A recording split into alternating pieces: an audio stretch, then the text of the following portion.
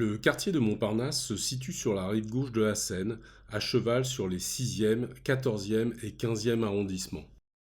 Alors, en route pour Montparnasse, au début du XXe siècle. Nous sommes carrefour de l'Observatoire, au Balbulier. On s'y amuse, on y joue, on y danse depuis 1847 et beau monde et gens simples s'y retrouvent. Il a été créé par François Bullier, ancien allumeur de lampions à la Grande Chaumière. C'est un bal très à la mode et qui concurrence d'ailleurs les plus célèbres, le Mabille aux Champs-Élysées ou le Tivoli à Saint-Lazare. La belle époque. On y danse avec les Delaunay. Robert et Sonia sont des fidèles. Ils dansent le tango en robe et en gilet simultané, des costumes conçus et réalisés par Sonia elle-même. Cette toile de 1 mètre de hauteur et pratiquement 4 mètres de longueur se déroule devant nous, cinématographique avant l'heure, de gauche à droite, nommée aussi mouvement, couleur, profondeur, danse, Bullier. À la lumière des premiers globes électriques, la couleur détermine les formes, le rythme, le mouvement.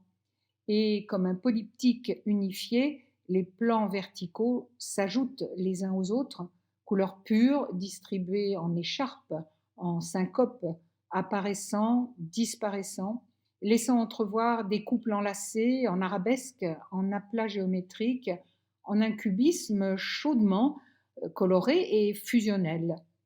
Les plans colorés verticaux se précisent puis se floutent dans le tournoiement des danseurs.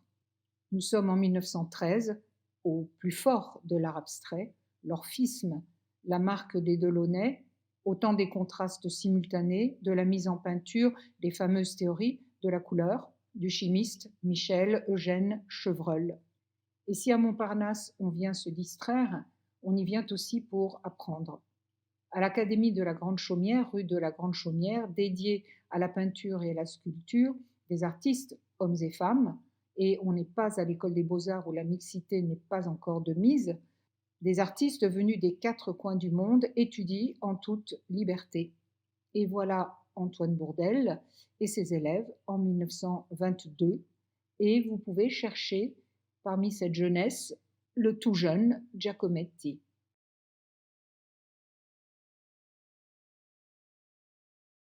On s'y installe aussi à Montparnasse. Gertrude Stein, ici, peinte par Picasso, est arrivée en 1903, accompagnée de son frère Léo. Elle est américaine, écrivain et très fine collectionneuse. Elle habite rue de Fleurus, tout près du Jardin du Luxembourg, tout près du cœur de Montparnasse. Et elle dit « L'Amérique est mon pays, mais Paris, c'est chez moi ». Et autour d'elle se regroupent les artistes américains exilés, tout comme d'ailleurs les artistes de l'avant-garde française, Picasso, Matisse, Derain ou Masson.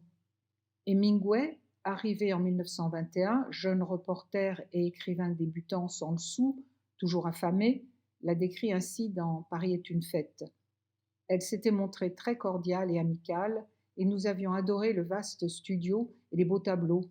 On eût dit l'une des meilleures salles dans le plus beau musée, sauf qu'il y avait une grande cheminée et que la pièce était chaude et confortable et qu'on s'y voyait offrir toutes sortes de bonnes choses à manger et du thé et des alcools naturels. Au 12 rue de l'Odéon, à 2 pas là aussi du Jardin du Luxembourg, à 2 pas de la rue de Fleurus, une autre étrangère, Sylvia Beach. Elle accueille dans la librairie-bibliothèque de prêt anglo-américaine Shakespeare & Company les écrivains anglo-saxons. Ils ne connaissent pas Paris, mais ils connaissent très bien ce point de ralliement qu'est ce 12 fameux rue de l'Odéon, et pas loin de Montparnasse. La voilà en compagnie de James Joyce, l'Irlandais, dont elle édite en 1922, très courageuse, Ulysse, ouvrage considéré comme scandaleux et obscène, et interdit aussi bien en Angleterre qu'aux États-Unis, et il compose un poème en son honneur qui commence ainsi. Qui est Sylvia, qu'est-elle donc, pour que tous nos scribes la louent? Elle est yankee, jeune et brave, l'Ouest cette allure lui prêta, afin que tous les livres soient publiés. Mais ce cher Joyce, plutôt ingrat, et bafouant d'ailleurs leurs accords, Joyce oubliera élégamment de la dédommager pour les droits qu'elle détient sur son œuvre. Ils se précipitent tous, en fait, ces écrivains, tous chez elle, dès leur arrivée à Paris, que ce soit Ezra Pound, Wells ou Henry Miller, parmi d'autres. Henry Miller, qui en 1930 écrit Tropique du cancer. Il est arrivé en 1928 et le roman est publié en 1934 à Paris. Ce roman sera l'objet d'une série de procès pour obscénité et interdit, encore un, par la censure aux États-Unis et n'y sera publié, chose extraordinaire, qu'en 1961. En 1900, le sculpteur Alfred Boucher, célèbre et riche, près du passage d'Annecy, dans la plaine de Vaugirard, achète pour 5 000 francs un terrain de 5 000 mètres carrés. On n'est plus exactement dans les beaux quartiers. Il fait l'acquisition du pavillon des vins de l'exposition universelle de 1900. La charpente métallique est de Gustave Eiffel. Le portail d'entrée vient du pavillon des femmes et les cariatides du pavillon de l'Indonésie. C'est un philanthrope généreux et il décide en fait de créer une sorte de phalanstère destinée à accueillir des artistes sans ressources et qu'il nomme La Ruche.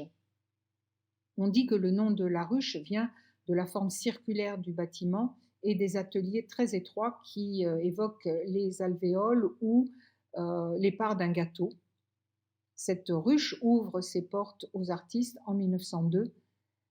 C'est absolument extraordinaire en ces moments difficiles. C'est l'équivalent du bateau Lavoir à Montmartre.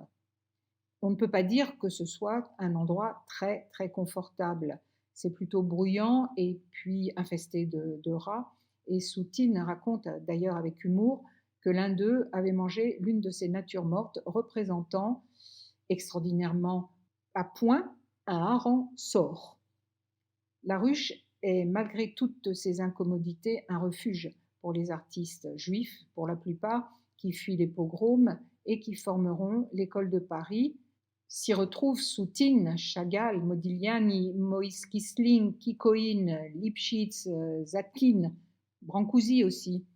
Et puis des artistes français, Blaise Cendrars, Fernand Léger, et puis encore d'autres. 2 passages de Dantzig, près des abattoirs de Vaugirard. Chagall écrit dans Ma vie, paru en 1922, Le ciel est bleu, l'aube se lève, là-bas, plus loin, on égorgeait le bétail, les vaches mugissaient et je les peignais.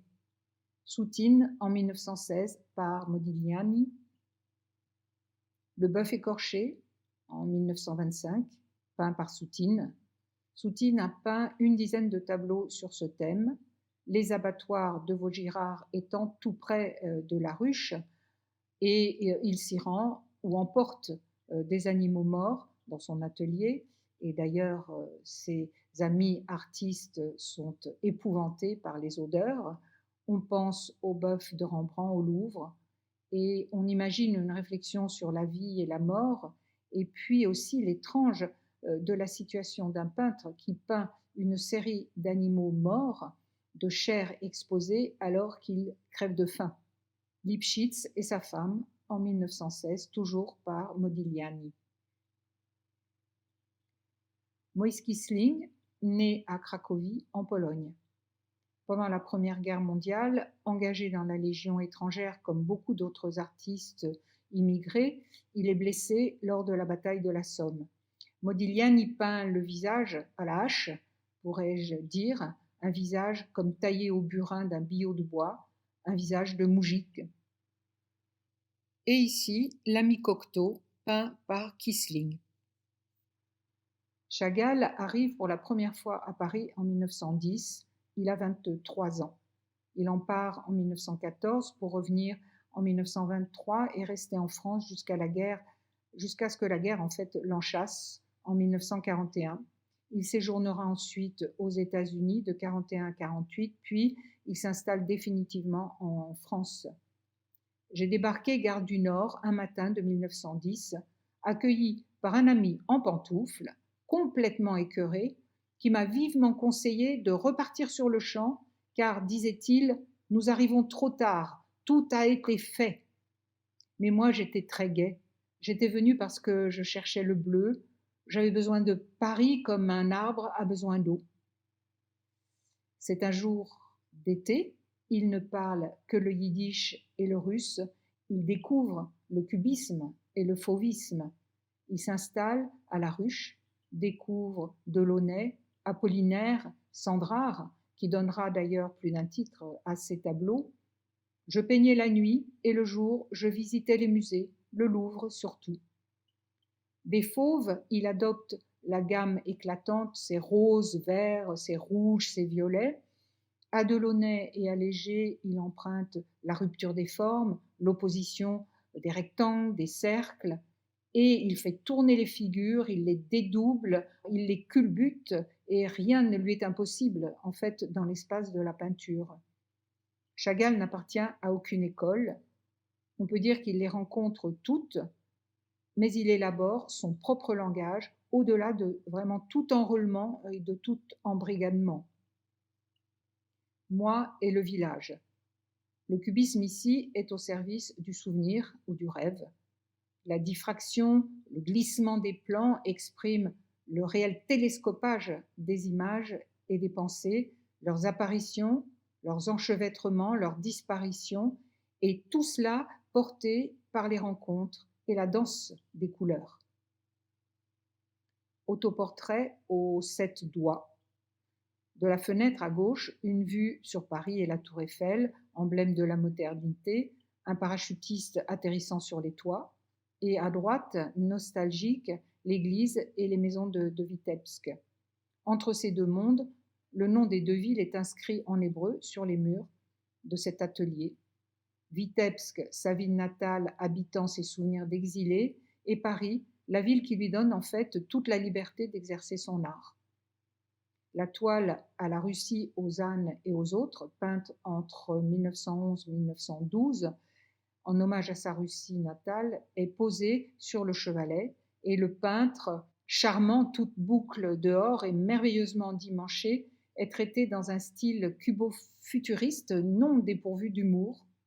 La main droite tient les pinceaux et la palette, la main gauche présente le tableau, une main à 7 doigts qui signifie en yiddish faire vite, faire avec virtuosité, et qui rappelle aussi le chandelier à 7 branches, signifiant l'omniscience de Dieu, et là, le peintre magicien, dépositaire de tous les savoirs. Et la palette est une somptueuse nature morte, vivante. Plus loin, vers Montparnasse, avec Christopher Nevin-Stone, un peintre britannique qui peint en 1925 ce tableau intitulé « Un atelier à Montparnasse ». C'est l'atelier d'un ami journaliste, écrivain anglais, un atelier vraiment très différent des ateliers de la ruche et sûrement mieux chauffé malgré la hauteur sous plafond, un atelier confortable à l'anglaise, très cosy, un atelier riche.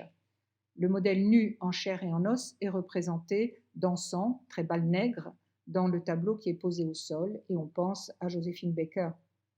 L'ami journaliste, d'ailleurs, se fâcha avec Nevin-Stone, l'accusant d'avoir ajouté ce nu charnel à son insu dans la composition de manière totalement incongrue. Carrefour Vavin, c'est le carrefour du monde artistique, le nombril du monde, comme le dit Henri Miller, et voilà Modigliani, André Salmon entourant Picasso. On est en 1916, 2 peintres et un poète. Les Montparnaud, comme les nomme le caricaturiste Sem. C'est un public vraiment haut en couleur, des originaux cosmopolites, et on reconnaît ici Fujita derrière ses lunettes et sa femme Yuki, très, très maquillée, fumant, tout à fait libérée, une cigarette. En 1908, la moitié des artistes étrangers parisiens du Salon d'automne habitent ce quartier. Paris est encore la capitale des arts et la capitale des avant-gardes, et Montparnasse est maintenant son cœur, supplantant Montmartre. C'est un quartier qui n'a rien de pittoresque. Les immeubles aux façades anonymes alternent avec de pauvres ateliers d'artisans. Et surtout, le quartier est bon marché, et bohèmes et marginaux y vivent en toute liberté. Fujita, le peintre au chat. Son portrait par lui-même en 1926. Fujita est à la ruche de 1913 à 1930 en visite. Il y retrouve ses amis artistes, en particulier Zatkin, Soutine, Modigliani et Kissling. Il est le japonais de l'école de Paris. Il s'essaie d'abord au cubisme, puis crée vraiment son propre style figuratif, calligraphique et décoratif, un style aux transparences, aux arabesques et aux déformations japonisantes entre tradition orientale et audace occidentale.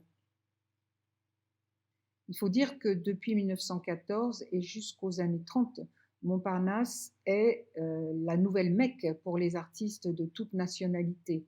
En particulier, ce fameux carrefour Vavin où sont groupés les cafés les plus importants, la Rotonde, le Dôme et puis la Coupole. Hemingway, lui, fréquente surtout la Closerie des Lilas au 171 boulevard du Montparnasse. Il écrit dans Paris est une fête, publié de manière posthume en 1964 aux États-Unis. Il n'était pas de bon café plus proche de chez nous que la Closerie des Lilas. Il y faisait chaud l'hiver. Au printemps et en automne, la terrasse était agréable à l'ombre des arbres. Il raconte d'ailleurs toute cette aventure parisienne dans son livre qui a fortement inspiré Woody Allen pour son film Minuit à Paris en 2011. Le grand bel Hemingway, ici béret sur la tête, et il ne lui manquerait plus que la baguette et le cabas en toile cirée posés à ses pieds. Il est là d'ailleurs assis sans doute près de la cheminée de Gertrude Stein, rue Fleurus. Scott Fitzgerald. Entre 1921 et 1931, il fait 4 séjours en France. Il habitera très peu, 6 mois, 58 rue de Vaugirard, dans un bel immeuble à la belle porte cochère, encore aujourd'hui à admirer en face du jardin du Luxembourg. Il a entendu parler d'Hemingway et il fait sa connaissance au Dingo Bar, rue de l'Ambre, un bar qui est ouvert en 1923 et qui est nouveauté d'ailleurs, qui restait ouvert toute la nuit. À la Closerie des Lilas, il fait lire à Hemingway le manuscrit de Gatsby le Magnifique qu'il a rédigé en 1924 et Hemingway est tout à fait enthousiaste. Il déclare dans une interview accordée au New York World en 1927 « Le meilleur de l'Amérique s'en va à Paris. Les Américains de Paris sont les meilleurs. C'est plus amusant pour une personne intelligente de vivre dans un pays intelligent. La France possède les deux choses qui nous attirent quand nous vieillissons, l'intelligence et les bonnes manières. Les cafés, incontournable lieu d'échange. À la Rotonde, ici, en 1915, avec Arvid Fuchstedt, excellent peintre et caricaturiste suédois qui étudie à l'Académie de la Grande Chaumière et qui prend plaisir à croquer les habitués des lieux.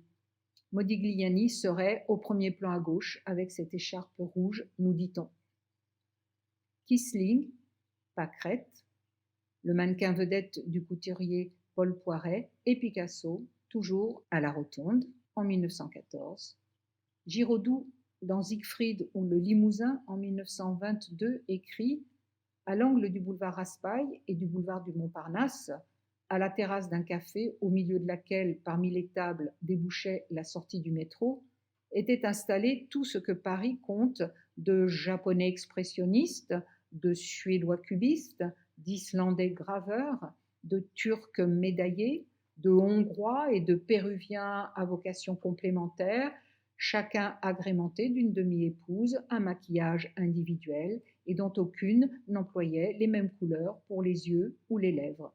Chacun dans l'accoutrement qui le faisait passer pour fou dans sa ville natale, mais qui représentait dans ce quartier, et pour la concierge elle-même, le minimum de l'extravagant. Parderin, portrait de Modigliani en 1919. Hemingway, toujours dans son livre Paris est une fête, écrit « Au Dôme, il y avait des modèles qui avaient posé et des peintres qui avaient travaillé jusqu'à ce que la lumière vînt à leur manquer. Il y avait des écrivains qui avaient achevé leur journée de travail, pour le meilleur ou pour le pire, et il y avait aussi des buveurs et des phénomènes dont quelques-uns m'étaient connus et dont certains étaient de simples figurants. Pasquine, surnommé le prince de Montparnasse, est bulgare et juif, et aux côtés d'artistes comme les Russes Soutine et Chagall, l'Espagnol Picasso, l'Italien Modigliani ou encore le Japonais Fujita, il fait partie de cette fameuse école de Paris, cette génération d'artistes français et étrangers qui associent leur culture au rayonnement de l'art moderne dont Paris est le cœur. Il se suicide en 1930 et est enterré au cimetière du Montparnasse. Hemingway le décrit ainsi, avec son chapeau sur la nuque, il ressemblait à un personnage de Broadway vers la fin du siècle, bien plus au peintre charmant qu'il était, et plus tard, quand il se fut pendu, j'aimais me le rappeler tel qu'il était ce soir-là au Dôme. Par Pasquine, La Belle Anglaise, 1916. Par Pasquine encore, Hermine David. Pasquine, ce personnage énigmatique. Pasquine est un virtuose du portrait féminin. Le Select American Bar est le bar évidemment préféré des Américains qui cherchent à profiter de la vie artistique parisienne et puis aussi qui profitent du cours élevé du dollar. Le cosmopolitisme de Montparnasse prend toute sa signification dans ces bars qui constituent les véritables carrefours artistiques de la rive gauche, qui sont des lieux d'échange fructueux et d'ailleurs aussi souvent des lieux d'exposition. Et plus qu'un lieu de résidence, ce quartier est véritablement un lieu de sociabilité. Les artistes se retrouvent au Dôme comme à la Rotonde, dans ces cafés qui sont emblématiques situés au carrefour Vavin. Et d'ailleurs, c'est l'inauguration du boulevard Raspail en 1911 qui a donné une nouvelle importance à ce carrefour situé au croisement du boulevard Montparnasse et du boulevard Raspail. Mais il fréquente aussi la closerie des Lilas, lieu artistique et historique par excellence. Et c'est à la terrasse que Fitzgerald fait lire le manuscrit de Gatsby le Magnifique à Hemingway. Et puis évidemment la coupole qui ouvre plus tardivement en 1927. Son inauguration le 20 décembre est un moment de légende. 2500 invités, 1200 bouteilles de champagne qui ne suffisent pas d'ailleurs. Et puis on y voit Sandrard, on y voit Picasso, De Chirico, Fujita, Man Ray, Joséphine Baker, Mistinguett aussi. Et on y festoie encore à 5 heures du matin aux grandes dames des voisins. Justement, Joséphine Baker, qui est l'égérie de la revue Nègre, cette revue créée au théâtre des Champs-Élysées, et ici photographiée donc en 1925. Et que dirait-on aujourd'hui, en 2021, d'une image telle que celle-là? La voilà peinte par Jean Dunand sur fond d'or. La voilà sculptée par le fil de fer de Calder en 1928.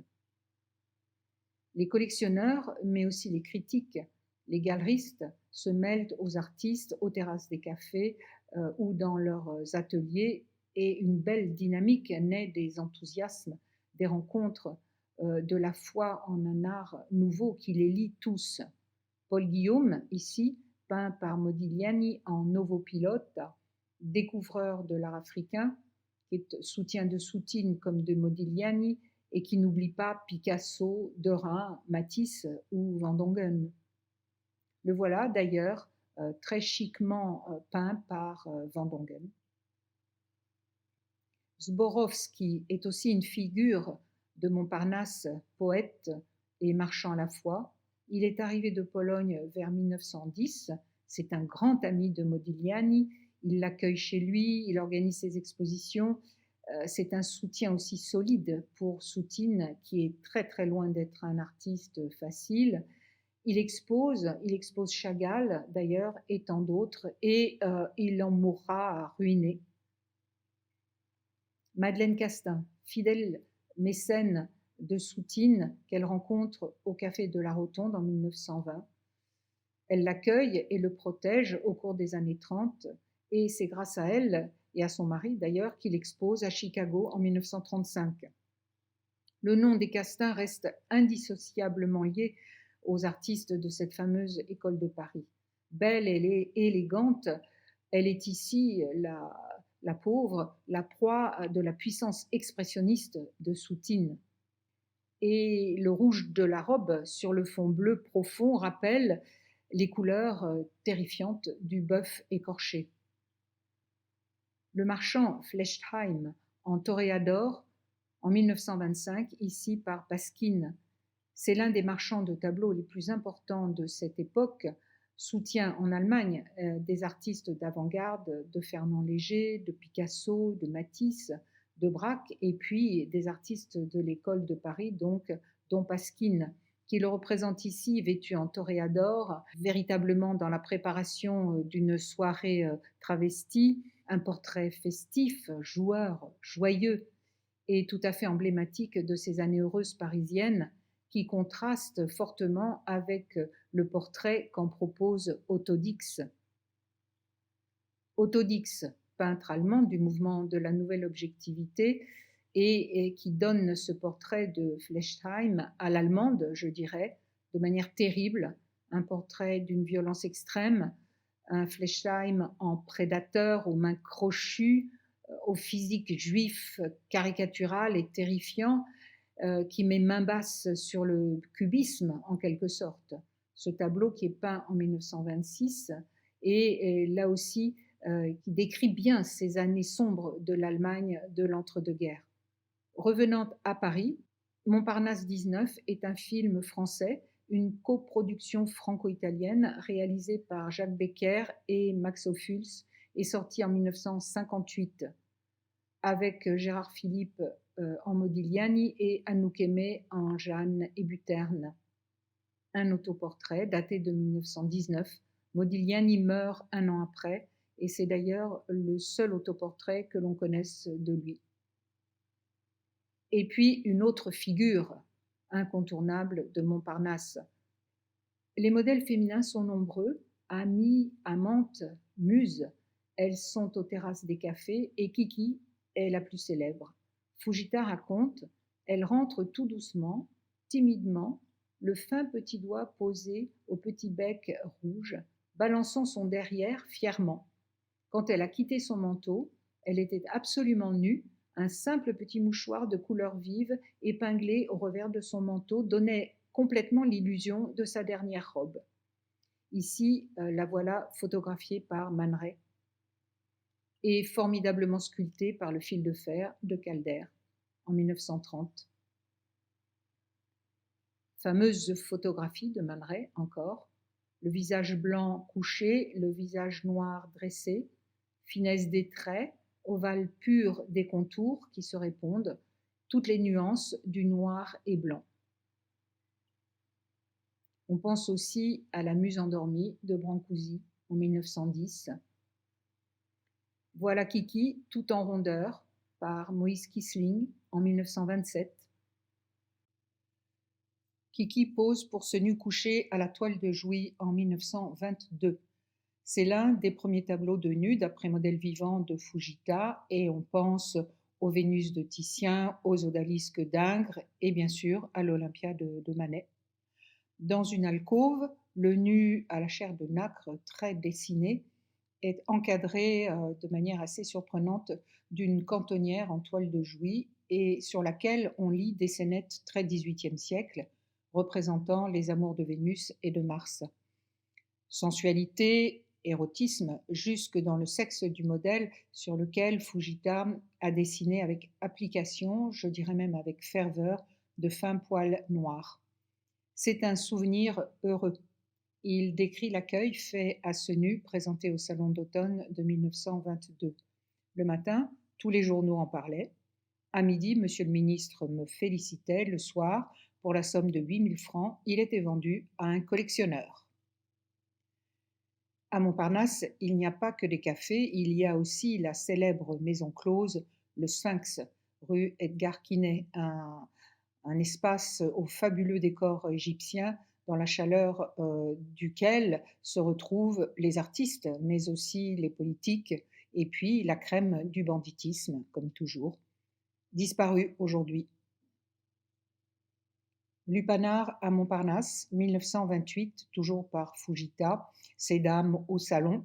C'est une sorte de conte que nous propose Fujita, à la fois un monde naïf et une outrance proche de la caricature. La mère maquerelle cachectique, entourée de ses filles toutes en chair, une belle famille, attendant les clients derrière le piano, sans oublier d'ailleurs le chat bien sympathique. Rue Campagne Première, ces cochers inspirèrent à Max Jacob l'un de ses premiers poèmes. L'hôtel Istria existe encore, peut-être quelquefois visité par d'illustres fantômes. Dommage, tout ce monde a disparu, englouti dans le vertige de la crise de 29, les ravages du nazisme et le désastre de la Deuxième Guerre mondiale.